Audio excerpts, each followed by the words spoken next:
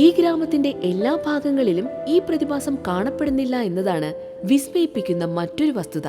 ഏകദേശം 1-2 കിലോമീറ്റർ ചുറ്റളവിൽ മാത്രമേ പക്ഷികൾ ഇങ്ങനെ മരണപ്പെട്ട് കിടക്കുന്നത് കണ്ടിട്ടുള്ളൂ. ഇതു സംബന്ധിച്ച് സംരക്ഷകരും പക്ഷിശാസ്ത്രജ്ഞരും ഒട്ടേറെ പഠനങ്ങളും നിരീക്ഷണങ്ങളും നടത്തിയിട്ടുണ്ട്. 1957 ബ്രിട്ടീഷ് തേയില കർഷകനും പക്ഷിശാസ്ത്രജ്ഞനുമായ E.P. ഗീ തന്റെ വൈൽഡ് ലൈഫ് ഓഫ് ഇന്ത്യ എന്ന പുസ്തകത്തിൽ എഴുതിയപ്പോഴാണ് പൊതുജനങ്ങൾ ഇതിനെക്കുറിച്ച് ബോധവാന്മാരാകുന്നത്. Kaziranga national park Assam website അനുസരിച്ച് ഈ പ്രതിഭാസത്തെ പക്ഷികൾക്കുള്ള ബെർമുഡ ട്രയാങ്കിൾ എന്നും വിശേഷിപ്പിക്കുന്നു. പ്രശസ്ത പക്ഷിശാസ്ത്രജ്ഞനായ അൻവറുദ്ദീൻ ചൗധരിയുടെ ദ ബേർഡ്സ് ഓഫ് അസാം എന്ന പുസ്തകത്തിൽ ഇതേക്കുറിച്ച് പറയുന്നുണ്ട്.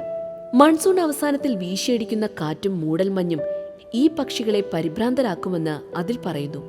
ഇരുണ്ട വടക്കൻ ആകാശത്തു നിന്ന് ഗ്രാമങ്ങളിലെ വിളക്കുകളുടെ വെളിച്ചത്തിലേക്ക് ആകർഷിക്കപ്പെടുന്ന അവ താഴേക്കിറങ്ങാൻ തുടങ്ങും. പിന്നാലെ പലയിടങ്ങളിലായി ഇടിച്ചു മരണപ്പെടുന്നു. ഇന്ത്യയിൽ മാത്രമല്ല, മലേഷ്യ, ഫിലിപ്പീൻസ്, മിസോറാം എന്നിവിടങ്ങളിലെ ചില സ്ഥലങ്ങളിലും സമാനമായ സംഭവം കാണാം. എന്തായാലും ഇന്ന് പക്ഷികളുടെ ആത്മഹത്യാ കേന്ദ്രമെന്ന പേരിൽ ജതിൻഗ ഇപ്പോൾ നിഗൂഢ സ്ഥലമല്ല. ദേശാടന പക്ഷികളെ സംരക്ഷിക്കുന്നതിലാണ് ഇപ്പോൾ ഇവിടെ ശ്രദ്ധ.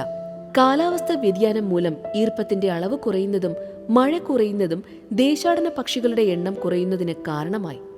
അതുകൊണ്ട് തന്നെ പഴയ പോലെ നിഗൂഢത നിറഞ്ഞ പക്ഷി ആത്മഹത്യകൾ കുറവാണ്. എങ്കിലും സഞ്ചാരികൾക്ക് ഇന്നും ഏറെ പ്രിയപ്പെട്ട ഇടമാണ് ജതിൻഗ.